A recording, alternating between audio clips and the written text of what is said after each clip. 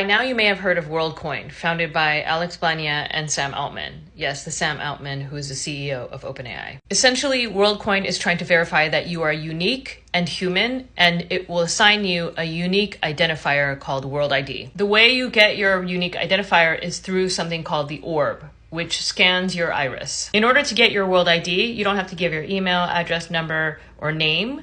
However, you do have to give your iris scan. Your unique iris pattern is then translated through machine learning into a unique numerical representation. The goal is to create a global transactional platform that is securely tied to you. And so far, 2 million people over 120 countries have signed up for the World ID. Here are some of my concerns. The orb supposedly only keeps your information locally, so it just remains on that orb and is deleted after unless you opt in. But the orb itself is still connected to a network because it is comparing your iris pattern to other iris patterns to ensure that it is unique. It then says all of your biometric data is processed and then deleted, and only the iris code remains. Here's the thing though. A lot can be done even with iris codes. Think about password hacks. Even with password breaches in the past that have been encrypted or even hashed, hackers have been able to brute force access to accounts even with just password lists. They're scanning your iris and your face, so if there were a breach at that level, you would be able to grab a ton of demographic and statistical data from that breach. Research shows that iris scans alone reveal race and gender. So there are a lot of areas for vulnerabilities to exploit. There's breach issues, but there's also sharing issues. Their privacy policy states they may share with law enforcement officials or other third parties. And if you use the World ID app on your device to store these world coins, then a bunch of information can be captured. Geolocation, cookies, your IP address, etc. And with crypto, even with wallets that don't have any of your identifying information, we have seen hacks happen. Because you have to remember there are many points of vulnerability that can be exploited. There's the platform, code, hardware, databases that can be hacked. And also there's us, the human elements,